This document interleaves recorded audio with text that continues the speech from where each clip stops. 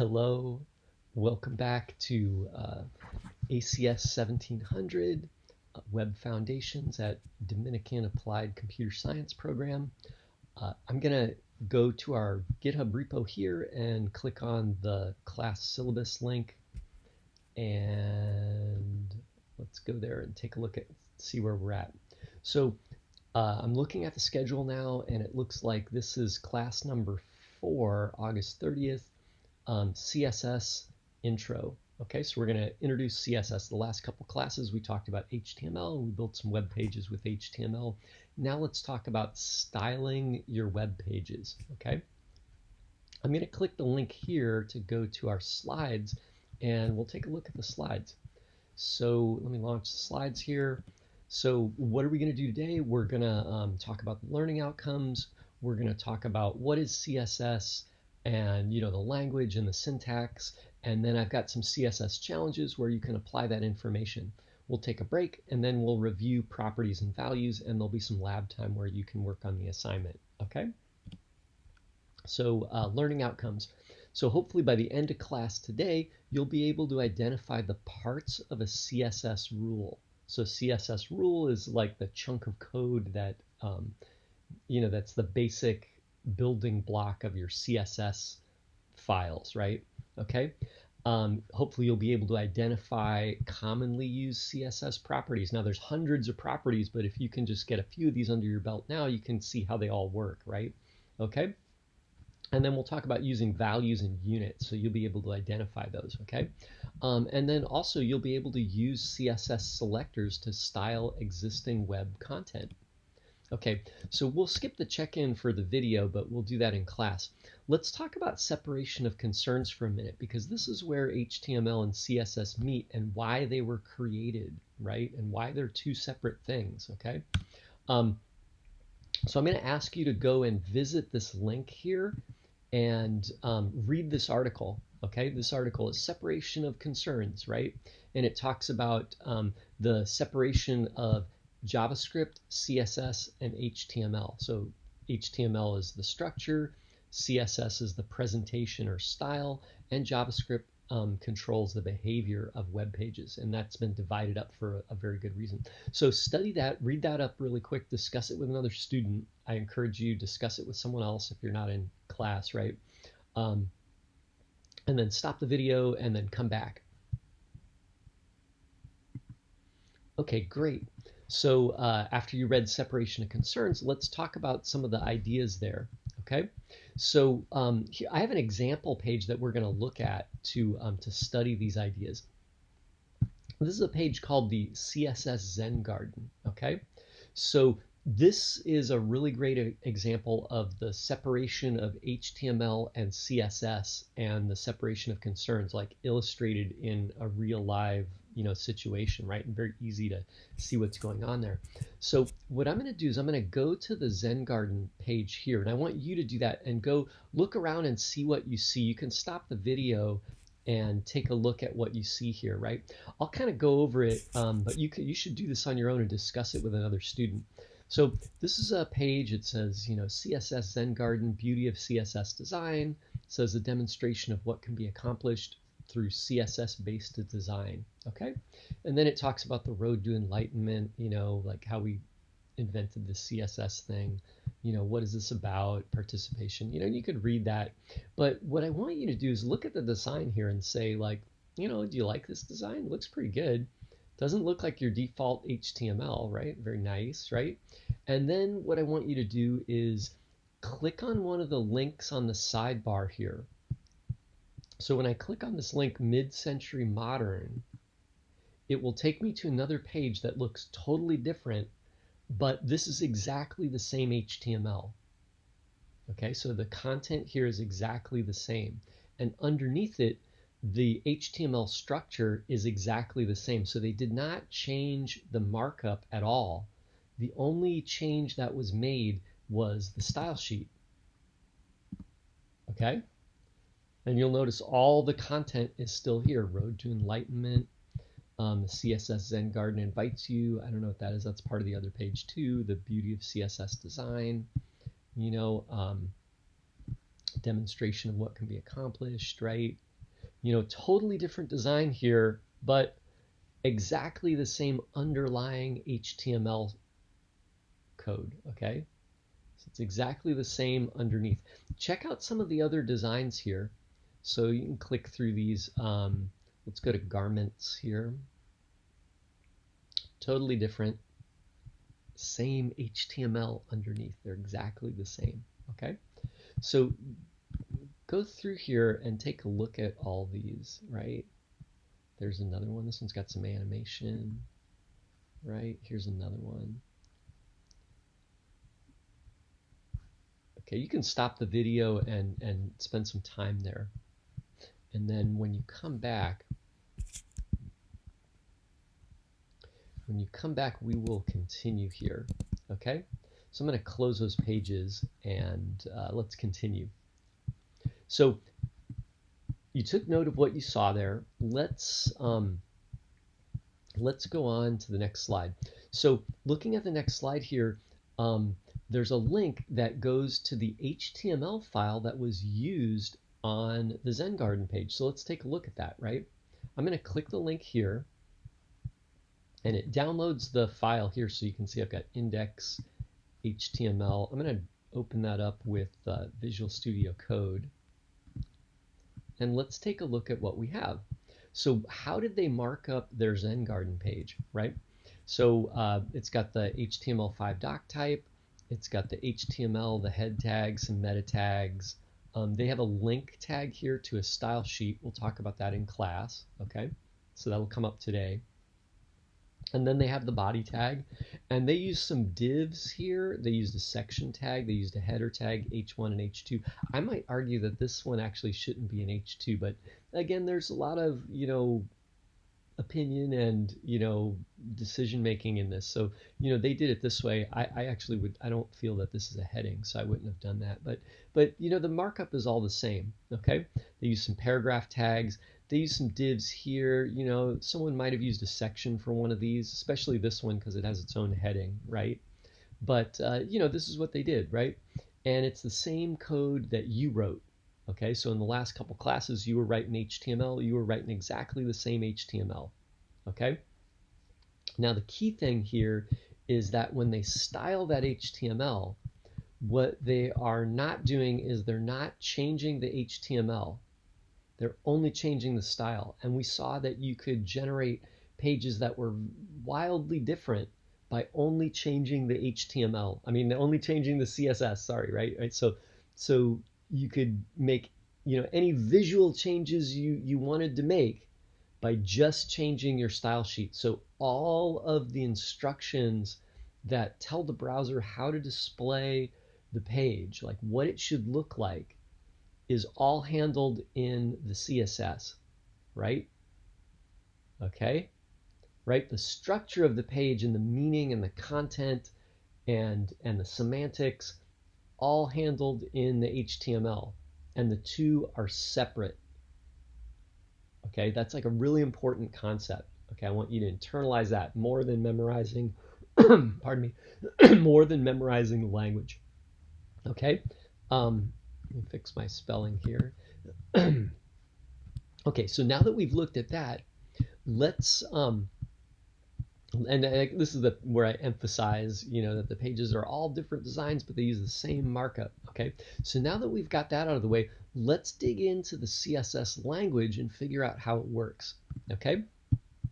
So what is CSS? Well, CSS stands for Cascading Style Sheets, okay? Cascading Style Sheets, and it's part of the separation of concerns, okay? HTML defines the structure of your document. CSS applies the presentation and style to the content, okay? And then JavaScript, which we're going to talk about later, handles the business logic and interactions that can happen on a page, okay? So we have a separate language for each purpose, okay? And understanding this is the core to being a great web developer, okay? So we could look at this little animation, and it's kind of illustrating the idea here. So the HTML structure might leave us with something like this, and then when we style it, we get some color and some layout, And then when you click on something, the JavaScript is going to handle the interactions, right? So HTML is the structure. We have some boxes, we have some lists maybe. Here CSS is the presentation. We add color and layout, right? And then over here on the end, JavaScript is going to add some logic and some interaction. Okay, so let's talk about the CSS language now. Okay, so CSS is written in rules. Okay, and every rule is made up of several parts. Okay, so identifying the parts will help us like communicate and talk about the language, right? And then also give us a like a somewhere in our brain where we can hang the concepts, right? So if we have a word associated with it, then we can understand it better. So this is a rule. You can see it's got a name up here. It's got a curly bracket. It's got some, name, colon, value, semicolon. That's a very common pattern in computer programming, right? Okay. So what do we call these things in CSS? Well, the word here before the curly bracket is called the selector, okay? Inside the rule, we have property and value pairs, and the property is on the left side of the colon, and the value is on the right side of the colon, and then every property value pair ends with a semicolon. Okay, so we got property, colon, value, semicolon. Property, it's all one property here, colon, value, semicolon, right? Property, font size, colon, 14px pixels, semicolon, right? So this is the value, okay? And then the whole thing from the selector to the curly bracket at the end is called a rule, okay? And your pages can contain multiple rules, okay? So you have like hundreds of rules, okay? So quick notice here is that the value can be a lot of different things. So here I just have a 0. Here I have the name Helvetica. Here I have the number 14 followed by a unit, right, which is px in this case. And then over here I have a color, right, and here I have a color too, okay? So there's lots of different types of values you can use, and some of the values have a unit associated with them, and we'll talk about that later, okay? But the pattern is the same. Selector, curly bracket, closing curly bracket. All of the properties go inside the curly braces. Property, colon, value, semicolon, right, is the pattern, okay? And your pages can be made up of multiple rules, right? So we can have, 3 rules here, each with 3 different selectors. So body, H1 is a selector, P is the selector, right? So these rules right here, these properties, or this rule as a whole, is applied to the selector. So all of the properties here are assigned to everything inside the body tag, okay? Here, all of the rules here, font size 24, color 444, is assigned to the H1 tag. So every H1 tag on the page is going to be 24 pixels tall and color 444, okay? Everything inside the body tag is going to be margin 0, font family Helvetica, okay? Paragraph. So every paragraph tag is going to be font size 14, okay? So again, selector says where the rule applies, and then the properties are what is applied, okay? And then you can have as many rules as you want. Okay, so again, if you have a rule here that is a paragraph, it applies to the 2 paragraphs, does not apply to the block quote, okay? So in this case, all paragraphs will be font family Helvetica. So where do you put your styles? Like, where do you write them? Okay, so there's a few places you can put these. I'm gonna just mention 2 of them here. There's actually a third one, but no one uses that, so I'm gonna just skip over it. But there's 2 places where you're gonna see styles. Okay, so one, you're gonna see them in a style sheet. So you're gonna create a separate document. In our case, we can call it styles.css. Okay. And then you're gonna save all or write your CSS language inside that file and then link that file to your document. So this is the head tag for your HTML document, and you would add a link tag with rel style sheet and href styles.css. Okay, so that would link us to this style sheet, and we would write all of our rules inside this style sheet. Okay, you can link multiple style sheets to a page if you want. So you can have more than one. You could have a style sheet that's just for your typography rules, a style sheet that's for the layout, whatever, right? Okay, what else? So another place that you can put styles is you can put them in the style tag. So like the paragraph tag or the head tag or the header tag or the body tag or the section tag or the article tag, you can also create a style tag. Everything in the style tag is not displayed on the page. So anything in here is not visible within your page, but the rules that you define here are applied to the page. So you can put the style tag anywhere in your document and it will apply the rules written there to the elements in your document. So for example, if this was in my document, it would apply a font size of 20 pixels to the body element and a font family of Roboto to all the text in the body. Okay, so it would pretty much make my page, all the text be 20 pixels tall, and everything is using the font family Roboto. Now, when you do font family, there's I have 3 fonts listed here. So it gives us like a fallback. So if Roboto is not available on the computer, we'll skip to sans serif, and if that's not available, we'll skip to Helvetica. Okay. So some properties allow us to give like a list of things, and then the computer decides which one is available and uses that from the list. Okay. Okay, great. So we're almost done with the lecture part. Here's the challenges that I want you to do. Okay, I want you to go to this repo here, the CSS challenges repo. I'm going to click on that. And in the repo here, there's a bunch of challenge files. So these are just HTML files, and they all have instructions in them, and you'll follow those instructions and add some CSS and then see what it looks like in the web page. So I'll get you started here. There's a bunch of challenges, so do as many of these as you can. They all have instructions in them, so you just have to follow the instructions and do what it says. Let me show you how that works. I'm going to go to the code button here and click download as zip, and then I'm going to open this up in my Visual Studio Code. So I just grabbed the whole folder, opened it up in Visual Studio Code. Let me hide this Zen Garden page right there. And what I want to do is I want to view the page here in the browser while I work on it, so I can see the effect of the changes on the web page. That's really important here. So just typing the code here and then looking at the page later is not good. I want you to apply the changes here and see the changes in the browser like in real time, right? So that'll show us exactly what happens when you change these values, okay? And then that'll give you a good idea of what CSS does. So I'm going to divide my window into 2 parts here, and you can see that this challenge number 2, I guess I don't have a challenge 1. We have challenge number 2 right here. If I select it, I can see that it's just a regular HTML file. It's got doc type, head tag, body tag, it's got everything here, right? So there's the body tag down here. And this is just some of the markup examples that we did earlier in class. So you marked up some of these on your own. So yours might look a little different than mine, and that's okay.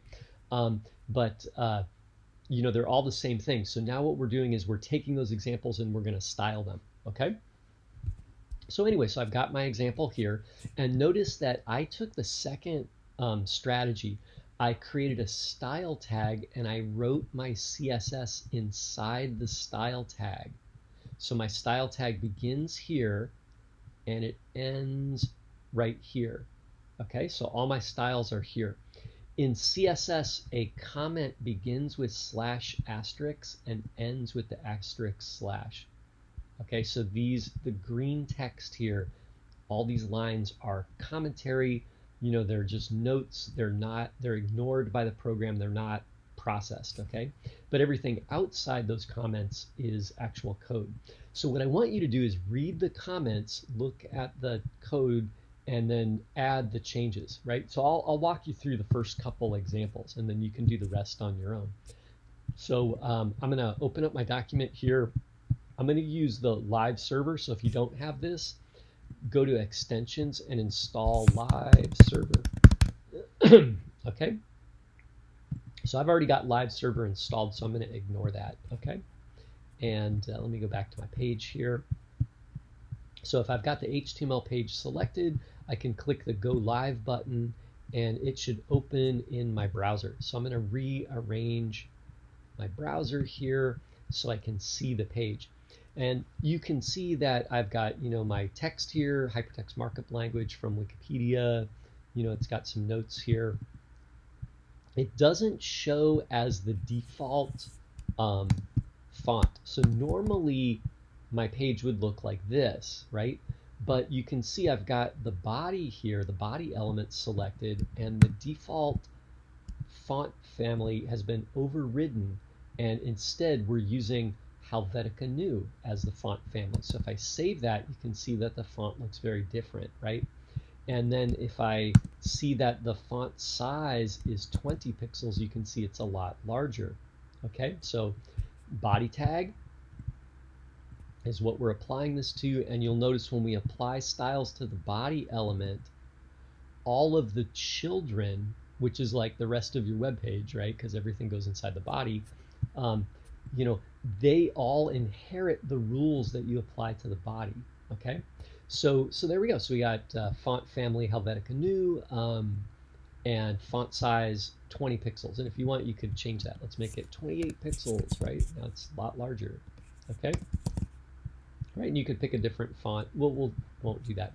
So now let's start the rules. So let's start adding our own properties right within this rule. So this is one rule right here. Notice that the rule begins here, ends down here, right? So start spotting those things, okay? Right. So this says change line height to 1.5. So I'm going to go in here and type in line height 1.5, and I end the line with semicolon. And I save it, and notice the change, right? Let me get rid of that. The lines are much closer together here, right? They're pretty tight, but I add line height 1.5, and it sets the space between lines. So that actually makes it more legible. But this property, line height, sets the height of each line of text, okay? Let's set the foreground color. So that's going to be color EEE, right? So we'll do color hashtag EEE, okay? So I'm going to save that, and now it's a lot harder to read, right? Because the color is a very light gray. Let's go to the next rule here. It says background color. Let's apply background color and do RGB of 36, 36, and 48. Oh, so that's a very dark gray. So now the text stands out, right? So I add a dark background and have light text, and then we can read the page, right? So color is the foreground color. It colors the text. Background color is the background color, right? So it colors everything behind the text. Notice I use two different values for color. So this is a hex value, and this is an RGB value. And we could have done this as an RGB value too. I could have done, let's do hashtag 333, right? And that's a very similar color, right? Dark gray, not quite as dark, right? Maybe 222, let's do, right? That's like a little darker, okay? So this is a hex color, and the other one was an RGB color. Both of those are totally valid. I didn't choose one specifically for background color. I did the two different types here just to show you that there's different types of colors. And there's a few more too. Okay, there's HSL, there's RGBA, and there's a couple more. Okay, so you should continue this on your own. I'll do a couple more here, for you, and you can follow along with me if you want, or you can do them on your own, right, and just take off. So here I have the A tag, so this is going to mark up the anchor tag, which is this guy right here, and you can see that this is very hard to read the purple against the dark gray. Okay, so let's fix that. Let's set the foreground color to kind of a fuchsia, right? So it's like F0F, right? So that's a little easier to read. I think that the underline here that anchors get, right? See how it's got an underline there? I think that actually makes it harder to read. You know, it's kind of like adds kind of some busyness to that, to links. So let's make that a little easier to read. I'm going to say text decoration, right? And then you can choose the text decoration you want. Let's do text decoration dotted, right? So I choose that. Little hard to read there with the dotted one. I can't quite see that, but let's do text decoration none. How about that, right? Oh, and then you notice the line goes away, a lot cleaner, okay? So what you should be getting here is that CSS is very powerful. You can make anything on the page look like anything you want, okay? Core concept here is that we are not creating markup to make things look some specific way. So in other words, like we don't choose the tags because they have an appearance. We choose the tags because they describe the content, and we want to describe the content as best as possible with the HTML structure, okay? The style sheet can style the content and make it look like anything we want, right? So, you know, links don't have to be, you know, blue or purple and underlined. Instead, they can be, you know, fuchsia and no underline, okay? Same thing with the headings. They can be any size, any color, any font family, you know, any way we want to style them, and that's all controlled through the style sheet, okay? So let's continue. So I have an abbreviation here, right? But let's make that stand out. Like no one's going to be able to spot these abbreviations. So let's give them a color. Notice this is the ABBR tag, so all the abbreviations on the page, right? And this rule from here, starting at the curly bracket to the closing curly bracket, is going to be applied. All the properties and values here are applied to all the abbreviations on the page. So let's do color is going to be cyan. So here's another way to do color, right? So you can do color as a keyword, and there's a bunch of words. There's like probably 100 words, like, you know, cornflower blue, goldenrod, chocolate. You know, there's like a lot of goofy words. Rebecca purple is a color, right? So you know, there's a lot of goofy words in there, and if you can look them up or guess, orange is a valid one, yellow works, like all the color names work, right? So I'm going to use that here just for fun. So there's a third way to set color, okay? So actually that's kind of nice. Now I see these abbreviations kind of pop out on my page. That's kind of nice, right? Let's style these. Let's give these guys an underline. So let's do text decoration underline, right? And now each one of these is underlined, right? So I can hover over it and it tells me hypertext markup language, right? Let's change. This is like, says text decoration underline, and then I have the same rule here, text decoration dotted, okay? It's a little hard to read there. You might have to zoom in to see the dotted one. I don't know, for some reason the dotted one isn't working for me today, but here's the point here. If you have two rules that apply to the same thing, or two properties that apply to the same thing, the one that comes later will overwrite the previous one. So in this case, the dotted underline should overwrite the regular underline or the solid underline, okay? Even if mine isn't displaying, don't trust mine, right? Okay, yours is probably working. Okay, so let's talk about styling the H1. So here we got an H1 up here, and you know what? I want to make this a little bit different. So let's make it stand apart. So let's do color, colon, RGB, semicolon, right? We got to have a semicolon at the end. And then don't miss the parentheses, right? So it's got to be RGB and then the parenthesis pair. So let's do 232, 224, and 119, okay? Oh, so now we got kind of a yellow color. Let's do, oh, actually this is not color, this is font weight. So font weight is like, you know, how heavy the text is. Like if you have bold text, that's like a heavy font, okay? And you can do font weight as bold, which by default the H1 through 6 are bold, right? But you'll notice when I type font weight colon, it code hints me with these numbers. So you can do different weights, like 100 is like a lightweight font. It's very lightweight, right? You can see it there. You can do 200, you can do 300. They're just in hundreds, right? You can do 400, right? That's kind of like maybe the regular weight. You can do 500, it's a little bit heavier. 600, right? I think you can go up to 900, okay? Notice some of them won't change. So some fonts don't support all the weights, or you won't see any change for different weights, okay? But you can also use the keywords. So you can do lighter, that's like the 100 weight. You can do bold. You can do, I think you can do bolder also, right? So bolder didn't make any change because this one it just doesn't show up, right? Let's do font weight lighter. Okay, so now we got kind of a lightweight font. And then let's set the font size to 3ems, okay? 3em. So what's happening here is, and notice the font is a lot larger, right? So it's really key that as you do this, you have live server running, or at least you're updating and viewing the page every time you save over here and seeing the change, okay? That's gonna help you connect what's going on here, okay, with the code that you write. So what's this font size 3ems? Okay, well, font size, you can put any unit here. I could do 3 pixels, you know, and now the font is so tiny we can't see it. Let's do font size 30 pixels. Now it's pretty big, right?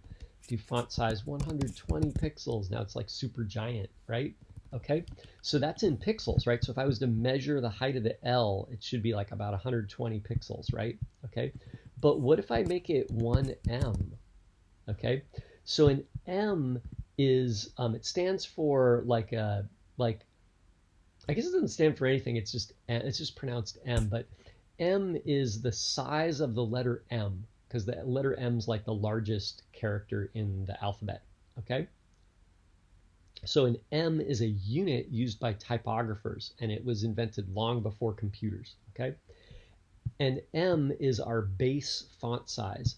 So the font size that we set on the body tag, any child of the body tag, if it is sized in ems, it will use 1em as one unit of the font size in the body. Wait, let me explain that one more time.